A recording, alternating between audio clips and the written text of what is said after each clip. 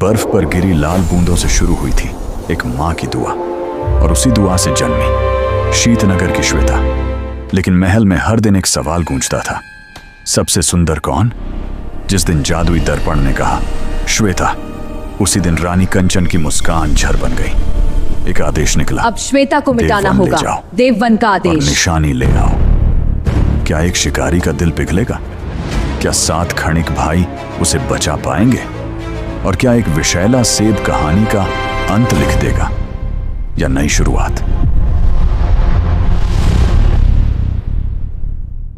Hello दोस्तों, आज मैं आपको बहुत ही प्यारी और रोचक कहानी सुनाने वाला हूँ, माँ की दुआ और जादुई दर्पण। ये कहानी है एक जादुई दर्पण, एक रानी और 7 बौनों की। तो चलिए हम शुरू करते हैं। बहुत समय पहले उत्तर दिशा के पहाड़ी राज्य शीतनगर में कड़ाके की सर्दी पड़ा करती थी। सर्दियों में महल की छतों पर बर्फ की पतली परत जम जाती और शाम ढलते ही हवा में ऐसी ठंडक उतरती कि दियों की लौ भी कांपती दिखती। उसी शीतनगर के राजमहल में एक दिन रानी सुमित्रा खिड़की के पास बैठी ऊन का कपड़ा सी रही थी। खिड़की के बाहर बर्फ की सफेद चादर फैली थी, साफ, चमकीली और शांत। रानी सुमित्रा का स्वभाव सरल था। वे अक्सर महल के कामकाज के बीच भी छोटी छोटी खुशियां ढूंढ लेती। कभी फूलों की क्यारी में नई कोंपल, कभी चिड़ियों की चहचहाहट और कभी धूप की पतली रेखा जो कमरे की दीवार पर गिरती।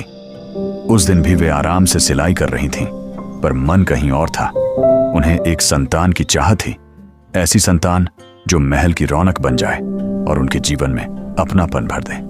सिलाई करते करते अचानक सुई उनकी उंगली में चुभ गई। हल्की सी टीस हुई और उंगली से लाल रक्त की कुछ बूंदें निकल आईं। वे बूंदें खिड़की की देहरी पर जमी सफेद बर्फ पर गिर पड़ी। रानी कुछ पल के लिए ठिठक गईं। बर्फ की सफेदी पर लाल रंग ऐसा लग रहा था जैसे किसी चित्रकार ने सफेद कागज पर लाल रंग की पहली लकीर खींच दी हो, तेज, चमकीली और सुंदर। रानी ने धीरे से कहा, काश मेरी एक बेटी हो, उसका रंग बर्फ सा उजला हो, होंठ गुलाब से लाल हो और बाल काले हों, रात जैसे। ये बस एक इच्छा थी, एक मन की बात, पर उसे कहते हुए रानी की आंखों में चमक आ गई। वे फिर से सिलाई में लग गईं, जैसे उस इच्छा को भी धागे में पिरो रही हों। समय बीता। महल में एक दिन खुशी की खबर आई। रानी सुमित्रा मां बनने वाली थी। पूरे राज्य में उत्सव सा माहौल बन गया। दाइयों ने तैयारी की, वैद्यों ने दवाएं रखीं और राजा राघव के चेहरे पर लंबे समय बाद सच्ची मुस्कान दिखाई दी। आखिर वह रात भी आई जब महल में एक नन्ही सी किलकारी गूंजी। रानी सुमित्रा ने एक कन्या को जन्म दिया। बच्ची सचमुच बहुत सुंदर थी। उसकी त्वचा उजली थी, होंठ लाल और बाल घने काले। राजा राघव ने उसे गोद में उठाकर कहा, यह हमारी बेटी है, इसका नाम होगा श्वेता। नाम रखते समय राजा की आवाज में स्नेह और गर्व दोनों थे। महल में मिठाइयां बांटी गईं, शहनाई बजी और राज्य के लोग खुश हुए। पर खुशियां हमेशा एक जैसी नहीं रहती। कुछ ही समय बाद रानी सुमित्रा की तबीयत बिगड़ने लगी। वैद्य आए, जड़ी बूटियां दी गईं, देखभाल हुई, पर रोग बढ़ता गया। राजा राघव चिंता में दिन रात लगे रहते। एक सुबह जब महल के आंगन में धूप उतरी ही थी, रानी सुमित्रा का देहांत हो गया। महल पर जैसे सन्नाटा छा गया। राजा राघव टूट गए और नन्ही श्वेता मां की ममता से वंचित रह गई।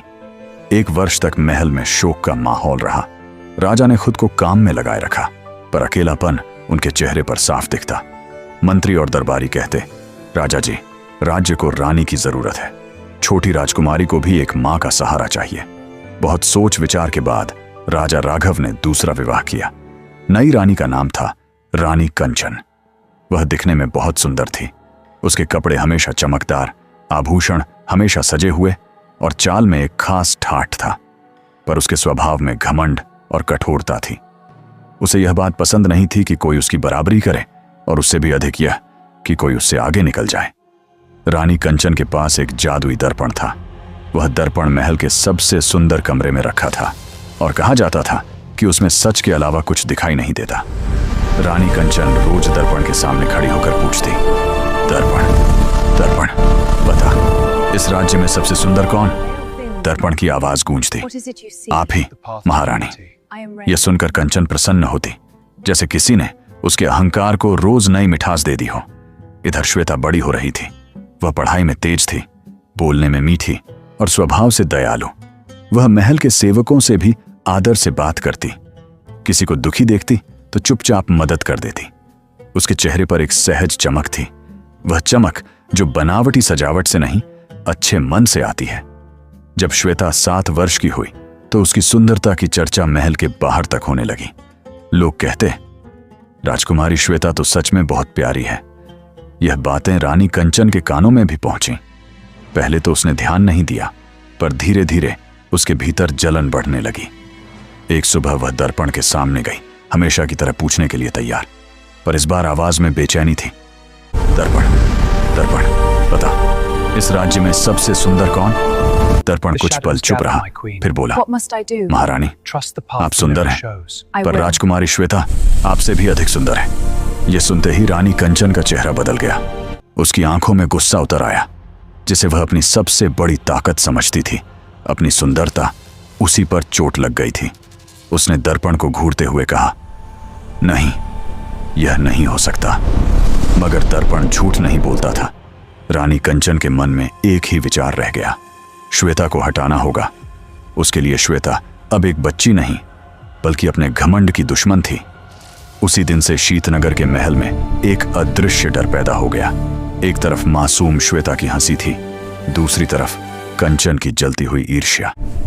रानी कंचन का क्रोध अब शांत होने का नाम नहीं ले रहा था।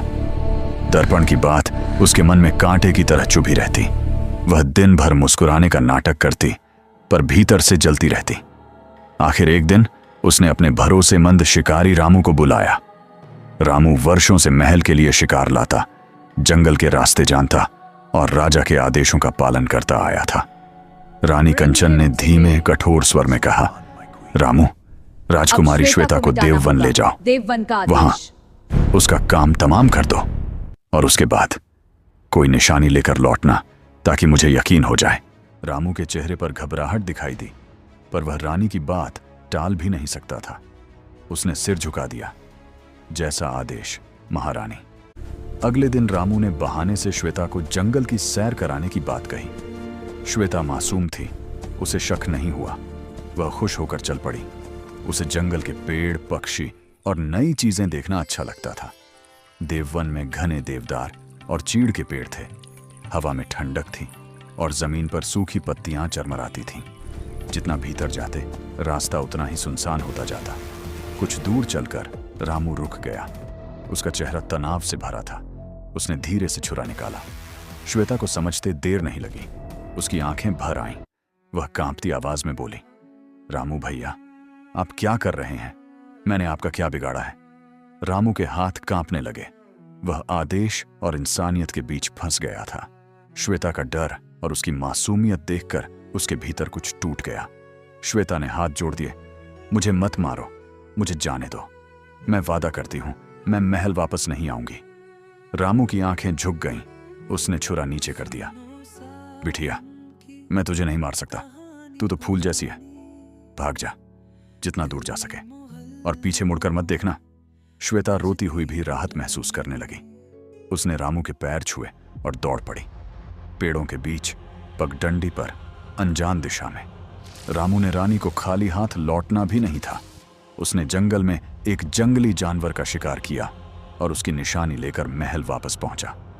रानी कंचन ने उसे देखकर संतोष की सांस ली।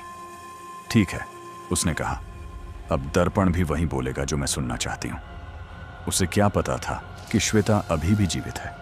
उधर श्वेता जंगल में घंटों भटकती रही। कभी उसे लगता कोई जानवर पीछे है, कभी हवा की आवाज से वह डर जाती।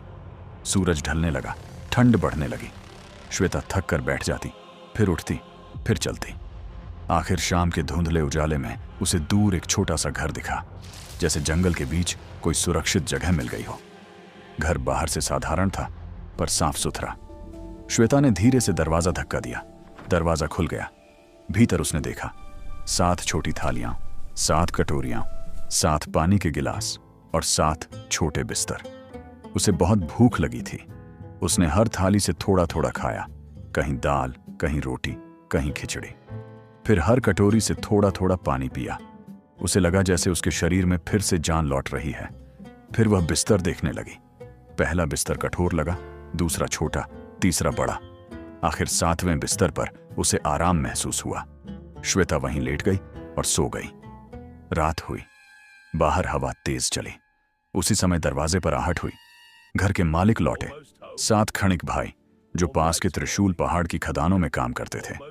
उनके नाम थे मोहन, सोहन, गोपाल, मंगल, नंदन, किशन और रत्न। वे थके हुए थे। उनके कपड़ों पर मिट्टी थी, पर चेहरे पर ईमानदार मेहनत की चमक थी। घर में घुसते ही मोहन बोला, अरे किसी ने हमारी थाली छुई है। सोहन ने कहा, और किसी ने मेरी कटोरी से पानी पिया। गोपाल बोला, मेरी रोटी कम है। फिर उनकी नजर बिस्तरों की तरफ गई। नंदन चौंक कर बोला, देखो कोई हमारे बिस्तर में सो रहा है। सभी धीरे धीरे पास गए। वहां श्वेता सो रही थी। उसके चेहरे पर डर के बाद भी एक मासूम शांति थी। किशन ने धीमे से कहा, यह तो बच्ची है। रतन ने कहा, कितनी थकी हुई लगती है, इसे अभी मत जगाओ। पहले हमें समझना चाहिए कि यह यहां कैसे आई। उन्होंने तय किया कि वह सोने दें और रात भर बारी बारी से पहरा दें। सुबह जब श्वेता की आंख खुली, उसने सामने 7 लोगों को देखा और घबरा गई। वह पीछे हटने लगी, पर मोहन ने हाथ उठाकर कहा, डरो मत बहन, हम तुम्हें नुकसान नहीं पहुंचाएंगे। तुम कौन हो? श्वेता ने अपनी कहानी बता दी। मां की मौत, सौतेली रानी की नफरत, रामू का जंगल में ले जाना और फिर उसका भागना। 7 भाई सुनकर दुखी हो गए। मंगल बोला, तुम छोटी हो और अकेली भी, जंगल तुम्हारे लिए सुरक्षित नहीं। गोपाल ने कहा, तुम यहीं रहो। मोहन ने शर्त रखी, हम दिन भर खदान में रहते हैं। अगर तुम घर साफ रखोगी, खाना बना दोगी, कपड़े सिल दोगी, तो तुम हमारे साथ रह सकती हो। हम तुम्हारी रक्षा करेंगे। श्वेता की आंखों में उम्मीद चमकी। उसने तुरंत कहा, मैं सब करूंगी, बस मुझे यहां रहने दीजिए। फिर सोहन ने गंभीर होकर कहा, लेकिन एक बात याद रखना, किसी अजनबी के लिए दरवाजा मत खोलना। तुम्हारी सौतेली मां तुम्हें ढूंढ सकती है। श्वेता ने सिर हिलाकर वादा कर लिया। कुछ दिनों तक श्वेता वहां सुरक्षित रही। वह सुबह उठकर घर झाड़ती, खाना बनाती, भाइयों के लिए पानी भरती। शाम को भाई लौटते तो घर में गर्माहट होती। सादा भोजन, सरल बातें और परिवार जैसा अपनापन। श्वेता को लगा जैसे उसे फिर से घर मिल गया हो। लेकिन महल में कहानी आगे बढ़ रही थी। रानी कंचन ने फिर दर्पण से पूछा और दर्पण ने उसे वह सच बता दिया, जिसे सुनकर उसकी ईर्ष्या फिर भड़क उठी कि श्वेता जीवित है और पहाड़ के पार रहती है। कक्ष में रानी कंचन दर्पण के सामने खड़ी थी। उसकी आवाज इस बार और तीखी थी, दर्पण, दर्पण, बता अब सबसे सुंदर कौन? दर्पण ने कहा, महारानी आप सुंदर हैं, पर श्वेता पहाड़ के पार 7 खणिक भाइयों के साथ रहती है और वही सबसे सुंदर है। कंचन का चेहरा तमतमा उठा। तो वह मरी नहीं, उसने दांत पीसे। उसके घमंड के लिए यह हार नहीं, अपमान था।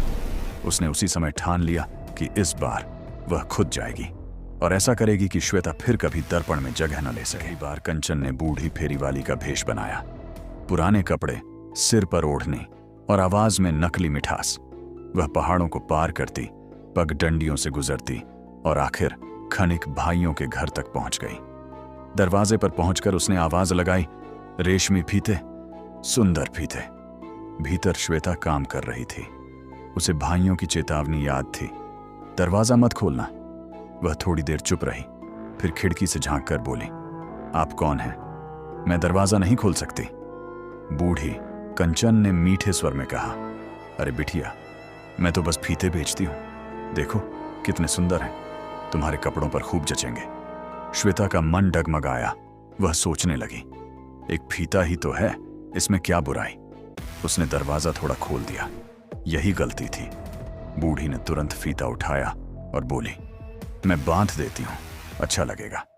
उसने फीता श्वेता की कमर पर कसकर बांधा, इतना कसकर कि श्वेता की सांस रुकने लगी। श्वेता गिर पड़ी। बूढ़ी ने धीमे से कहा, अब तुम मुझसे सुंदर नहीं रहोगी, और तेजी से जंगल की ओर निकल गई। शाम को 7 भाई लौटे। घर का सन्नाटा देखकर वे घबरा गए। श्वेता फर्श पर पड़ी थी। मोहन चीखा, श्वेता! सोहन ने देखा, कमर पर फीता बहुत कसा है। उन्होंने जल्दी से फीता ढीला किया। श्वेता को सांस आई और वह होश में आ गई। उसकी आंखों में डर था। वह रोते हुए बोली, मैंने गलती कर दी। वह बूढ़ी नहीं थी, वही रानी थी। नंदन ने कहा, हमने कहा था ना, दरवाजा मत खोलना। श्वेता ने सिर झुका लिया। अब नहीं खोलूंगी, उसने वादा किया। लेकिन कंचन कहाँ मानने वाली थी। अगले दिन वह फिर दर्पण के पास गई। दर्पण ने फिर वही सच बोला, श्वेता जीवित है। कंचन और क्रूर हो गई। इस बार उसने एक विषैला कंघा बनाया। फिर दूसरे रूप में एक अलग सी बूढ़ी औरत बनकर वह खणिक भाइयों के घर पहुंची। दरवाजे पर आवाज आई, बालों का कंघा, बढ़िया कंघा। श्वेता अंदर थी। उसने दृढ़ होकर कहा, मैं दरवाजा नहीं खोल सकती। बूढ़ी ने चाल चली, ठीक है बिटिया, खोलो मत, मैं कंघा खिड़की पर रख देती हूं, बस देख लो। श्वेता खिड़की से देखती रही। कंघा सच में सुंदर था। बूढ़ी बोली, तुम्हारे बाल बहुत अच्छे हैं, मैं बस एक बार कंघा कर दूं, तुम्हारा भला होगा। श्वेता ने सोचा, ये तो दरवाजा नहीं खुलवा रही, बस कंघा कर रही है। वह फिर फंस गई। उसने थोड़ा दरवाजा खोला और बूढ़ी ने कंघा उसके बालों में लगा दिया। कंघा सिर को छूते ही श्वेता की आंखें पलटने लगीं और वह गिर पड़ी। बूढ़ी कंचन तेजी से चली गई। शाम को भाई लौटे तो वही दृश्य, श्वेता बेहोश। किशन ने देखा, इसके बालों में कंघा फंसा है। उन्होंने कंघा खींच कर निकाला। श्वेता की सांस फिर लौटी। इस बार भाई बहुत कठोर हो गए। मोहन ने कहा, श्वेता, यह तीसरी बार हुआ तो हम नहीं बचा पाएंगे।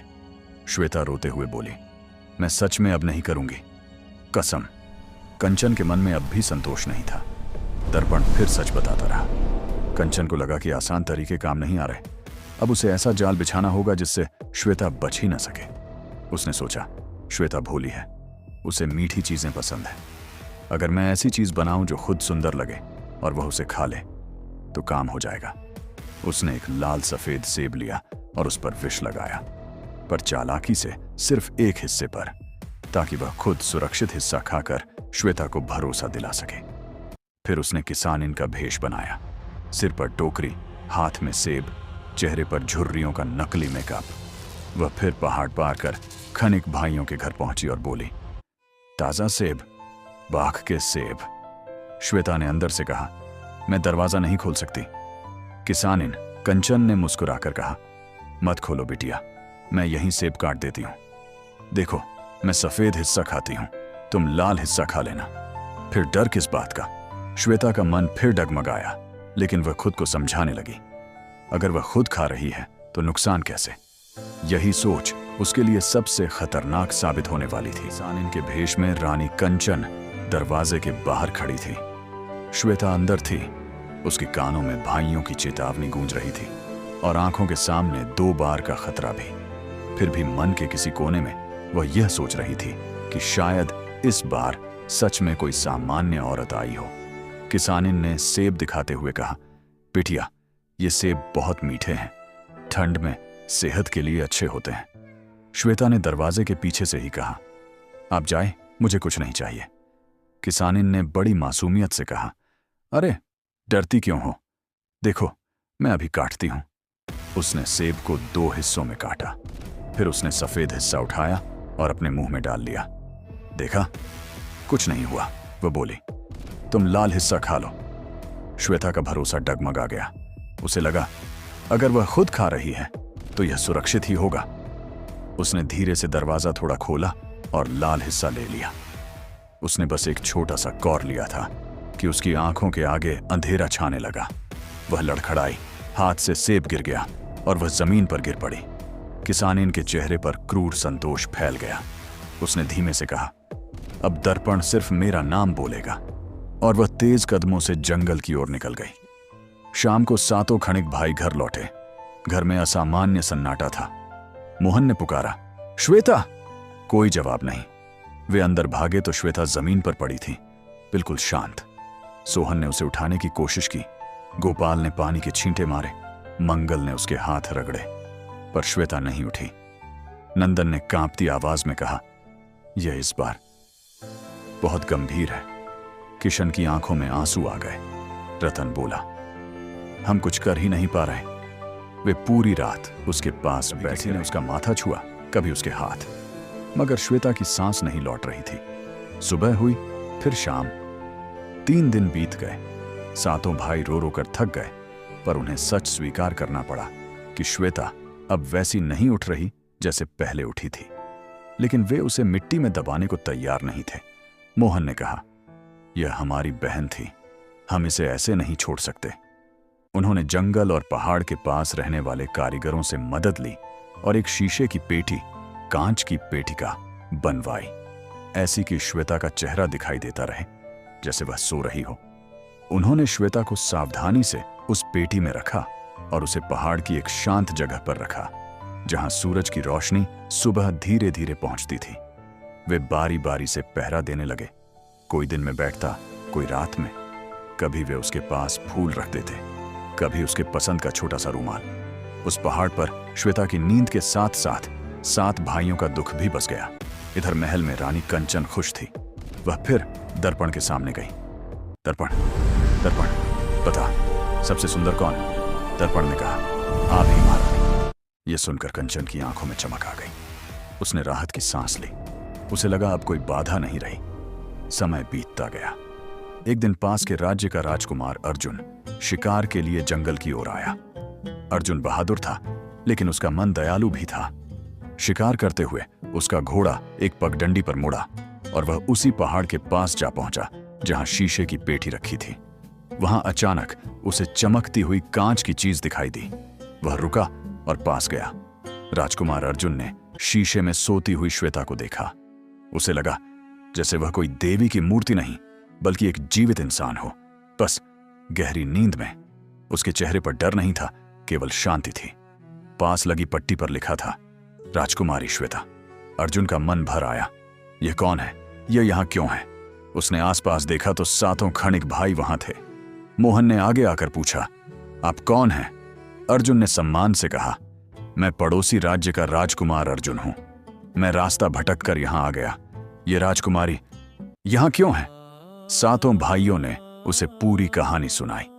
कंचन की ईर्ष्या, रामू का जंगल, श्वेता का भागना, उनका घर, फिर 3 छल और अंत में सेब। अर्जुन सुनकर दुखी हुआ। उसने कहा, मैं इस राजकुमारी को अपने साथ ले जाना चाहता हूं। मैं इसका सम्मान करूंगा। अगर यह जीवित न भी हो तो भी मैं इसकी स्मृति को राजमहल में स्थान दूंगा। भाई हिचकिचाए। वे श्वेता से जुड़े थे, पर अर्जुन की आंखों में सच्चाई थी। उसने कहा, मैं वचन देता हूं, मैं इसे कभी अपमानित नहीं होने दूंगा। आखिर वे मान गए। उन्होंने पेटी उठाने में मदद की। राजकुमार के सेवक पेटी उठाकर चल पड़े। रास्ता ऊबड़ खाबड़ था। एक जगह पैर फिसला और पेटी को हल्का सा झटका लगा। उसी झटके में श्वेता के गले में फंसा सेब का छोटा सा टुकड़ा बाहर आ गया। अचानक श्वेता ने जोर से सांस ली, जैसे किसी ने बंद दरवाजा खोल दिया हो। उसकी पलकें हिली, फिर धीरे धीरे उसकी आंखें खुली। श्वेता हड़बड़ा गई। मैं कहां हूं? उसने धीमे से कहा। राजकुमार अर्जुन ने राहत और खुशी से कहा, तुम सुरक्षित हो। मैं अर्जुन हूं, तुम्हें यहां से बाहर ले चलूंगा। 7 भाइयों की आंखों में आंसू थे, इस बार खुशी के। श्वेता ने कमजोर आवाज में पूछा, मेरे भाई? मोहन ने हाथ पकड़कर कहा, हम यहीं हैं बहन। श्वेता ने राहत की सांस ली। अर्जुन ने कहा, अगर तुम चाहो तो मेरे साथ चलो। मेरे राज्य में तुम्हें सम्मान मिलेगा। श्वेता ने भाइयों की ओर देखा।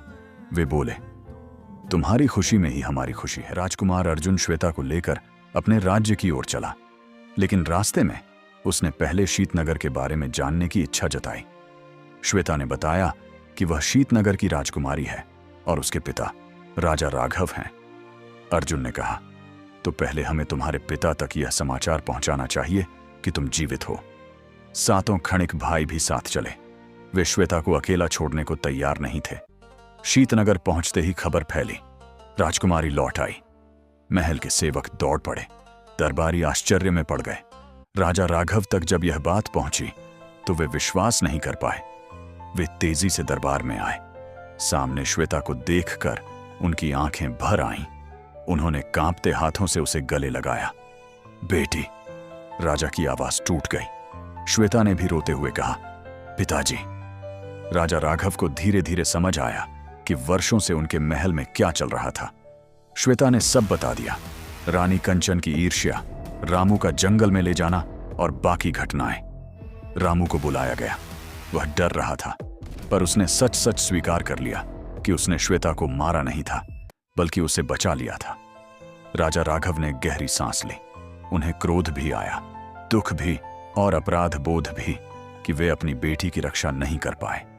इधर रानी कंचन अपने कक्ष में थी। उसे अभी भी यही लगता था कि श्वेता का नाम मिट चुका है। वह रोज की तरह दर्पण के सामने खड़ी हुई और बोली, दर्पण दर्पण, बता सबसे सुंदर कौन? दर्पण ने उत्तर दिया, महारानी आप सुंदर हैं, पर श्वेता आपसे अधिक सुंदर है। कंचन के पैरों तले जमीन खिसक गई। यह कैसे हो सकता है? वह चीखी। वह तो उसी समय महल में राजा राघव का आदेश पहुंचा कि रानी कंचन दरबार में उपस्थित हो। रानी कंचन ने अपने चेहरे पर बनावटी शांति लाने की कोशिश की और दरबार में आई। वहां उसने देखा श्वेता जीवित खड़ी थी और उसके साथ राजकुमार अर्जुन भी था। 7 खणिक भाई भी वहां थे। कंचन का चेहरा पीला पड़ गया। उसकी आंखें फैल गईं। वह कुछ बोल ही नहीं पाई। राजा राघव ने कठोर स्वर में कहा, कंचन, क्या तुमने मेरी बेटी को मरवाने का आदेश दिया था? कंचन ने पहले तो झूठ बोलने की कोशिश की, लेकिन सबूत, रामू की गवाही और खनिक भाइयों की बातों के सामने उसका झूठ टिक नहीं सका। अंत में उसने चुप रहना ही बेहतर समझा। यह चुप्पी ही उसका अपराध बन गई। राजकुमार अर्जुन ने भी राजा से कहा, महाराज, मैंने श्वेता को सम्मान से देखा है। अगर आपकी अनुमति हो तो मैं श्वेता से विवाह करना चाहता हूं। श्वेता ने पिता की ओर देखा। उसकी आंखों में डर नहीं, केवल भरोसा था। राजा राघव ने भारी मन से पर सच्ची खुशी के साथ कहा, मेरी बेटी का भविष्य सुरक्षित हो, यही मेरी इच्छा है। विवाह की तैयारियां शुरू हुईं। शीतनगर में उत्सव लौट आया, इस बार पहले से भी बड़ा। गलियों में दीप जलने लगे, घरों पर रंगोली बनी और लोग कहने लगे, जिस बेटी को हम खो चुके थे वह लौट आई। 7 खणिक भाई भी इस उत्सव के सम्मानित अतिथि थे। श्वेता बार बार उनके पास जाती और कहती, अगर आप लोग न होते तो मैं आज यहां नहीं होती। मोहन मुस्कुराकर कहता, हम तो बस भाई का धर्म निभा रहे थे। विवाह का दिन आया। श्वेता सादगी से सजी थी। उसकी सुंदरता दिखावे में नहीं, उसके चेहरे की शांति में थी।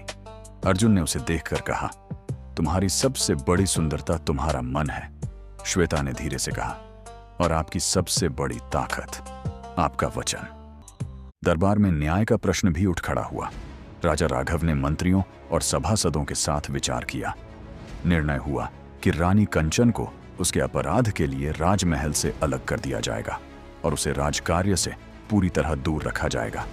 यहाँ कथा को अधिक कठोर दंड के बजाय न्यायपूर्ण और सभ्य दंड के रूप में समझा गया, ताकि संदेश क्रूरता नहीं, न्याय बने।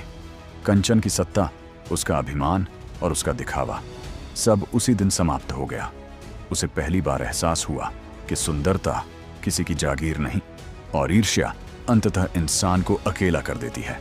विवाह के बाद श्वेता और अर्जुन अपने राज्य चले गए। श्वेता ने जाते समय अपने पिता का हाथ पकड़कर कहा, पिताजी, मैं आपको कभी नहीं भूलूंगी। राजा राघव ने कहा, मैंने तुम्हें खोकर समझा कि सबसे बड़ा धन संतान की सुरक्षा है।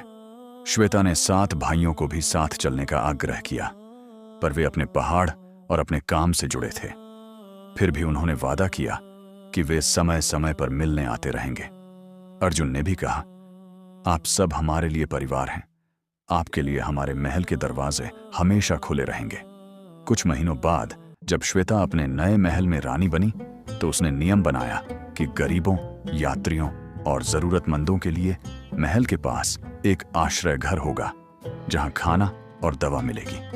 वह कहती, मैंने जंगल में अकेलेपन का डर देखा है, कोई और ऐसा ना महसूस करे। अर्जुन ने भी उसका साथ दिया। दोनों ने मिलकर राज्य में मेल, दया और न्याय की परंपरा मजबूत की। और 7 खणिक भाई, वे हर साल सर्दियों के बाद वसंत में आते, श्वेता के साथ बैठकर पुरानी बातें याद करते। कुटिया, सादा भोजन और वह समय जब एक अनजान बच्ची उनके घर आई थी और परिवार बन गई थी। अगर आपको ये कहानी पसंद आए तो हमारे चैनल को लाइक और सब्सक्राइब जरूर करें और कमेंट में बताएं कि ये कहानी कैसा था, और आगे की कहानी के लिए कमेंट करना न भूलें। Thank you for watching.